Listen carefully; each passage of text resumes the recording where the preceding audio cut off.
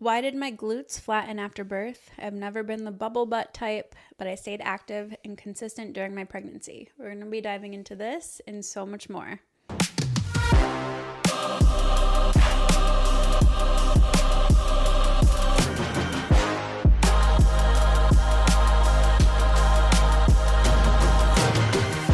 Welcome back to another Q&A day, guys. As always, we appreciate the questions you guys have submitted in the anonymous Q&A box as well as in our Facebook group. So if you're not already in that group, great community, a lot of fun things happening. Those are the priority questions that we answer for these specific episodes. The link is in the description of this episode. And again, as a reminder, this podcast is created to filter through all the nonsense and give you guys clear, actionable steps you can apply in your everyday life. There's a lot of information out there. There's a lot of misinformation out there. And it does get confusing as far as what you should actually be applying. So we do our best to really analyze what is most effective, give you guys different variations of ways to implement those into your life because there's no such thing as one size fits all. And we do this all for free, obviously. We have free content on our site as well. We've got one-on-one coaching. We have our group app, so a bunch of training stuff and general guidance in regards to the 5 pillars in there as well for a significantly lower cost. Our mission on this podcast is, across all platforms and across our paid services is to improve the world. It's to make the world a healthier, happier place. We've talked about this before. Selfishly, it's so our kids have a better environment to grow up in, a better community to grow up in. So whether you ever sign up with any service with us or not, we appreciate you being here. We hope you guys are applying those tools and making your lives better. If you are getting value from these episodes, the Q&As, our regular weekly podcast, we do ask that you just leave us a quick 5-star review. Give us 3 episodes. You don't have to do it right away. Listen to 3 episodes. If you're still listening, if you're getting some actionable tips, it means the world to us, and that also improves reach. So many of you may not realize there isn't much of an algorithm when it comes to podcasts outside of, comments, leaving the reviews, tagging us on social media, sharing us. That's how the show grows. That's how we're able to reach more people. So if you're getting value, help do your part in the community and help someone else, listen to this message. So that's all we ask. We appreciate you guys, but let's dive into the Q&A. All right, so the first question, Savannah asked this, and it's a great question. I'm going to read it in full and how she asked it. So she said, why did my glutes flatten after birth? I've never been the bubble butt type, not at all, but I stayed really consistent during my pregnancy, progressive overload, planned my eating well. I gained about 26 pounds, but 3 days after birth, I looked in the mirror and everything I had worked for years to come is gone. On the flip side, this month's program and build is so beautifully glute heavy and it makes my heart sing. However, as I debate getting pregnant again, I want to know if this is hormones or did I just fail miserably somehow? Do you want to know how cool the woman's body is, aside from all of the things you already know about it being cool? Your breast milk comes from your butt cheeks? Yeah, pretty much. So I learned this from Joelle. Basically, during pregnancy and even like at the start of like when you get your menstrual period, your body starts to prioritize storing gluteofemoral fat. So that's fat from your butt and your thighs, essentially. That becomes like a high priority because men love it. Well, I think that plays into it. Like when you think about the whole, whatever, that's another conversation. But so it prioritizes this because at the end of pregnancy / when you give birth, it starts to mobilize that fat into your milk supply. And even if you're not breastfeeding, it's going to do this at that point anyway. So that's like your body's highest priority. And that's typically when a lot of women like feel like their butt just like disappears out of thin air because a lot of that fat on your butt kind of just goes to your boobs pretty much to create milk for your baby. The other really cool thing is basically they have found that this fat that's mobilized from that region is specifically used for fetal and infant brain development. So by growing your butt during pregnancy and feeding your baby, you are contributing to their brain health, which I think is really cool. So it's not that you did anything wrong. I think that the key things we have to keep in mind here are focusing on what we can control, right? So progressive overload, really pushing the weights as much as you can during pregnancy and before pregnancy and after pregnancy. It's also why I place such a high focus on getting that activation back in your glutes in our postpartum program. So we have it set up in a way where a lot of the body weight workouts in the first phase, and then as you transition to phase 2 and beyond, it's a lot of glute focused work to kind of help in that area. So progressive overload is important, but also proper nutrition, making sure you're eating enough calories to support not only your milk supply, but any additional goals that you have fitness-wise. And if that is building your butt back up postpartum or making sure it doesn't go anywhere, you want to make sure you're eating enough protein and eating enough calories in general. Last episode, I think it was, last Q&A, we talked about how a lot of women overeat during pregnancy and eat more calories than they think that they should be eating. But it's really like we have it flipped. I think postpartum is really where you want to be getting those calories in, because most women undereat postpartum and overeat during pregnancy. And where that line is for you is obviously individual, because nutrition is so individual, but high protein, enough calories. I've had clients eat upwards of well over 3,000 calories per day while breastfeeding and getting back into the workouts. But even before they start those traditional, what you would think of as a traditional workout postpartum. So do not be afraid to fuel your body if you are breastfeeding. That's the moral of the story. All right, moving on. Let's start at the top. Reaching 200 pounds PR deadlift. I'm dizzy after every set. I'm fueled and hydrated. I have LMNT while lifting in about 40 ounces of water. Is it lack of oxygen, ineffective breathing? Why Sounds could like this breathing. be happening? Yeah, I would Sounds say. like you're holding your breath. I mean, I think it's probably common when you're doing a max effort lift to get a little dizzy after, maybe if you're really holding your breath the whole time. Something you could do is, like for a deadlift in this example, you said it's after every set though. So something you want to make sure you're doing correctly is breathing and bracing properly. So you want to do the Valsalva maneuver, which is essentially holding your breath to get that max effort lift. And that's going to help protect your spine and make sure that you have that intra-abdominal pressure. But what a lot of people have found to be helpful too is once you get to the top, or in this example, the top of the lift, the top of the deadlift, you can exhale before you put the weight down, or you can exhale as you put the weight down. So make sure you're not holding your breath throughout the entire lift. Like if you're working up in your warm-up sets and you're doing a bunch of deadlifts, like you shouldn't be holding your breath that entire time, if that makes sense. So you want to brace and do a breath hold when you're doing a max effort lift like that. But when you put that one rep down, take a new breath. Like don't hold your breath for 30 seconds straight, which I think might be, it sounds like that might be what you're doing. Any additional context? I might talk at some point in this episode. Sorry. All right. I've always felt like I have no upper body strength, so I've never given arm day much credit. I can kill a leg day and go heavy. With that being said, since I've been using Build after your reminder to push the weights past what you think you can do, I've been doing that for 2 weeks with upper body days, but I never feel it afterwards. I know feeling sore shouldn't be the indicator of a good workout, but when I push it with leg day, I feel it for days in the best way. So I end up feeling like I shortchange myself on arm/upper body days, even though I know I pushed the weight as hard as I could without sacrificing form or injury. Why? And am I really shortchanging myself? What are your thoughts? It's probably some variation on form. You might not be doing it perfectly. You might not be swinging, but you might not be putting yourself in the best position when it comes to a curl or an extension or anything like that. Keeping consistent tension, going through optimal ranges of motion, controlling the eccentric, squeezing at the top of every rep, like fully maximizing each and every rep.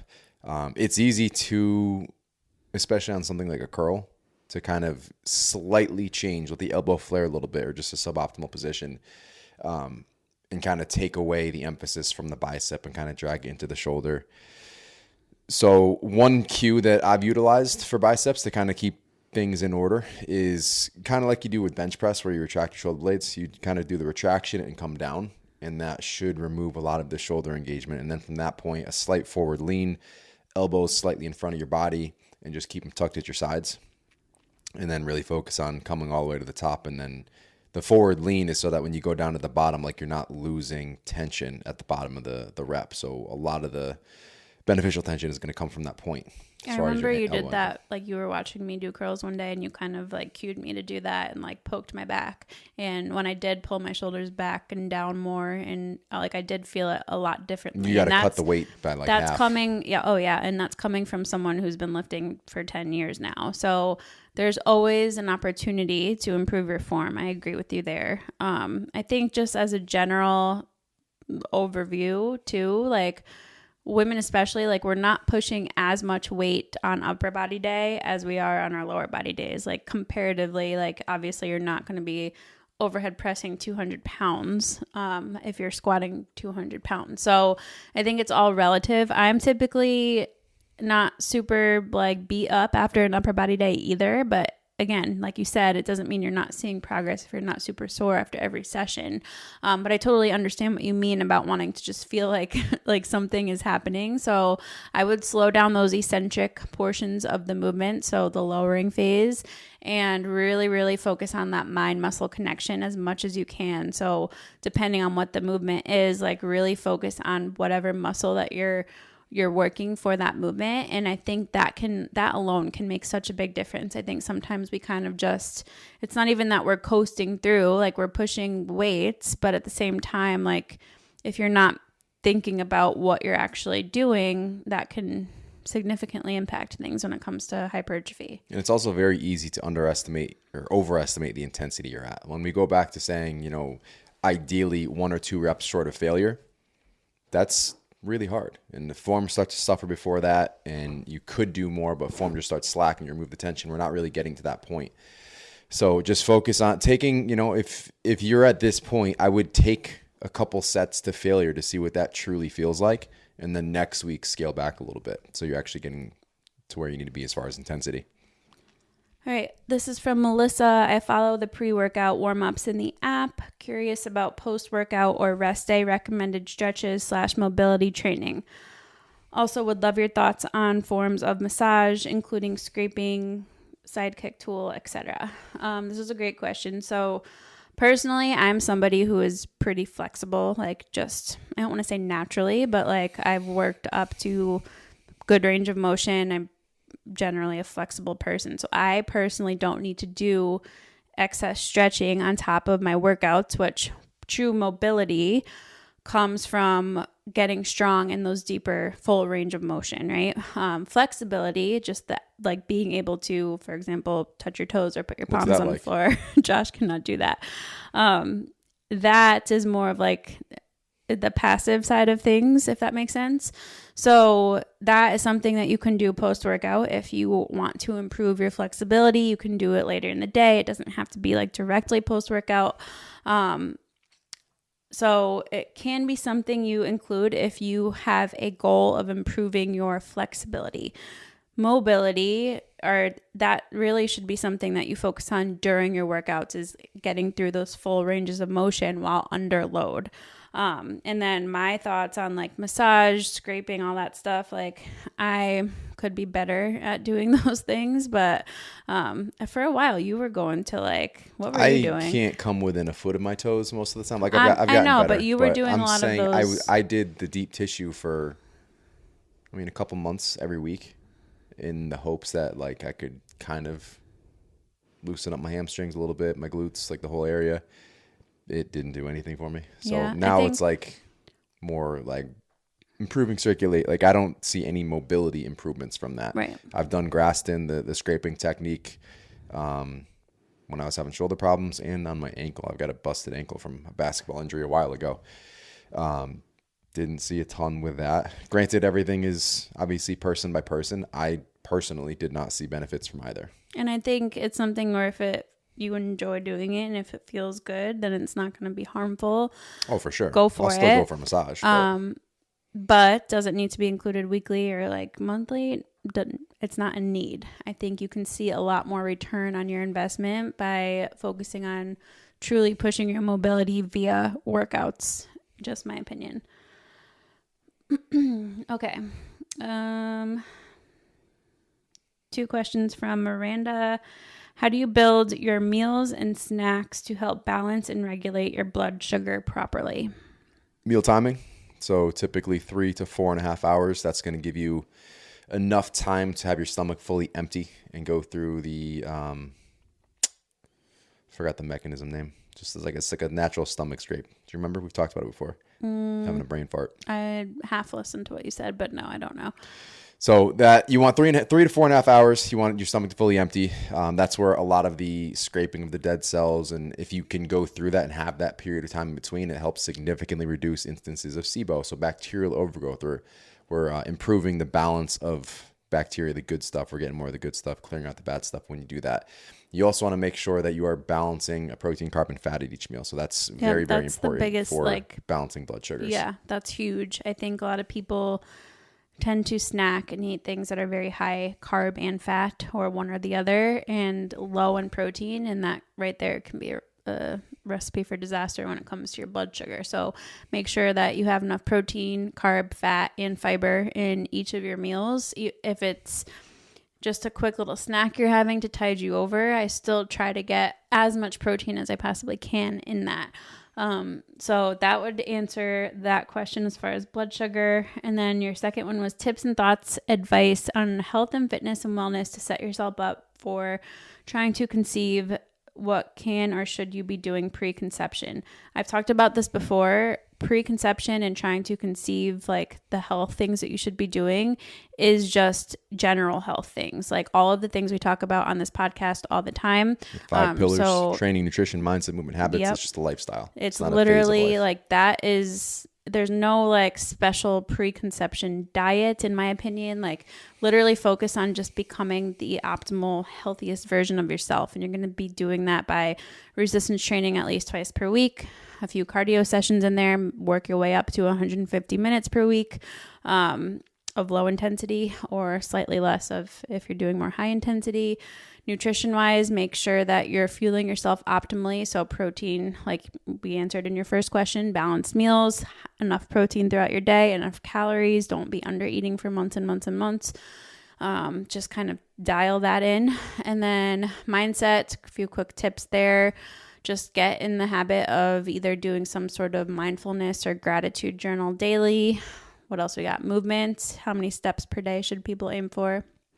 10K is a villainized number now, but I like it. 10,000 steps a day. Good. 7,000 is really the sweet 7 spot. 7 to 10 is a great range to shoot for as far as how many steps you take per day outside of your training, because training is not enough for your 1 hour workout. And then your habits. So take a look at what your current daily habits are and alter them as need be to support those other areas. But optimal health is preconception health. All right, running and heart rate question. Sarah has been running for about 4 to 5 months now.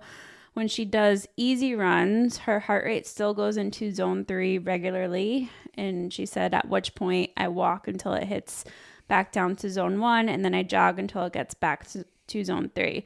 The longest I've been able to stay in zone 2 is 2.5 miles, give or take. Some days are easier to keep it lower than others, but I'm slow when I do easy, like 16 to 17 minute miles to stay in zone 2.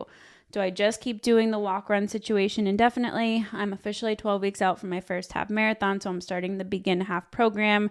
I guess I just feel so damn slow, like I should have made more progress by now. And example, faster pace and lower heart rate, but I haven't. So first thing kind of jumping out at me, it's only been 4 months. That's really not a long time. Like it probably feels like a long time, but as a total beginner, it's going to take a little bit longer than that to really see the feedback when it comes to reducing your mile time. I would say as far as the walk run stuff, yeah, I mean, well, first let's back up. How are you measuring your heart rate? Because if you're just using a watch, Apple Watch, Garmin, whatever you have, without a strap around your chest, it's not going to be super accurate, and it tends to be just slightly overestimated typically. So I would say that matters. If you want truly accurate reading on heart rate, get a little strap that links to your watch if you're tracking it that way. And then the second thing I was going to say is, the walk run thing is not a bad thing, and being slow is not a bad thing. Like, you're out there doing the thing, you're out there running, and over time it's going to improve. So I would focus on just doing your best to stay in that true zone 2. It's okay if it creeps into zone 3 a little bit. Like, that's not, you're not going to like keel over and die when you get into zone 3. Like, a lot of people are just scared of zone 3, but know that it's a range, know that it's not always super accurate on a watch. And honestly, I would just keep at it. It will start to improve, especially now that we're getting into the cooler months as well. Like, running through most of the summer, your heart rate's going to be higher naturally. What are your thoughts? I know you kind of experienced similar when it comes to like creeping into zone 3 on your runs. Same thing. Just kind of slow it down. Go to the walk when needed. And honestly, like, that makes it, I'm not training for half. So obviously I'm not trying to be competitive. I'm just trying to stay in that zone 2. So I enjoy the slowdown sessions. Like, if I can walk and as I'm settling to zone 2, like, fuck yeah, I'm enjoying the hell out of that. So I'm not competitively running, following the same concept. Keep the easy runs easy. And on the hard days where you do have intervals or some sort of speed work, push it on those hard days, but keep your easy run days easy. That's the purpose, and that's really going to get you a lot further than not. All right. I've always been extremely lean and muscular. Part of it is genetics, but I've been lifting for 10 plus years and never really developed thick muscle mass. Like some women, I've always been more long and lanky. Is this complete genetics, or is there something more I can be doing to combat this? Eat So the food. if you've been lean for a long time, you're not optimizing muscle growth. Mm-hmm. So there's, like, we've talked about gaintaining, which is just a slow process of slowly building or improving body composition. But to really see a significant change in muscle mass, you do need to be in a surplus, however slight, but in a surplus for an extended period of time. So you're going to lose that leanness, super leanness during that period. It's going to optimize hormones for muscle growth, assuming that those calories are coming from the right places and assuming you are following a progressively overloaded program. But I mean, you could do that for like a year and then focus on coming back down slowly to maintain that. It takes time. If that's how you've been most of your life, I wouldn't blame genetics. I would just say you've always been lean. You're probably not maximizing calories. Yeah, I would agree with that. And of course, like, lifting is lifting, but at the same time, if you're not lifting via progressive overload, that also plays a role. So if you've been lifting for 10 years but only have started progressive overload in the last 4 or 3, then it's really only been 3 years. So you've got to factor that into. All right. How to prioritize and get sleep when your partner is on a different schedule and you are a light sleeper? Tell that fucker to sleep on the couch. I mean, if this was us, and I mean, this has kind of been us in various stages of our lives, when you used to wake up at 4 a.m. to go work out before you would go to work at your 9 to 5. I wouldn't say I'm a light sleeper, but what I would do in this scenario is definitely commit to the earplugs and commit to the eye mask. Those are 2 things I wear now, and we're on kind of the same schedule, but they truly help me sleep and not wake up through the night. I would say anyone breaks in, she's not moving. I'm more of a light sleeper now. And I think just after babies, you're used to waking up more. So both of our dogs sleep in the room. If Kona shakes and her ears flap, or Cal's snoring, I would wake up from that. So that's why I wear the earplugs. But that honestly helps so much. Keeps it dark, keeps it quiet. You can give that a try. And if that does not work on the days that he has to get up early or whatever it is, maybe he does sleep in a different room for those days, which I wouldn't actually do that. I mean, if you really are struggling with your sleep, then you could try it, but just ask them to be mindful when they come in. That and when too. They go. You used to be so loud. You've gotten much better over time. All right. I think we have a couple more. There was one about more glute stuff. That's I guess we'll touch on this one. So warming up, do you have a protocol you follow? I find that it is taking me 5 to 15 minutes to warm up my body for my working sets. So like every exercise I'm guessing that she's doing. I understand proper warm up is important, but I'm looking for a way to cut down my total lifting time. And this, she's not currently using any of our programs in the app. So I can't really give you quality advice there because you're not using ours and we have our warm ups included. But when it comes to like warming up for a set, you definitely don't want to do like 5 sets of warm-up squats before you get to your working sets. And I think this is just something that comes with practice and lifting heavier more regularly. As a power lifter, like even when I would go for a max set, the most warm-up sets I would do was probably 3 total. And that's not like 10 reps every single set. That's essentially acclimating your body to a heavier weight so you can dive in.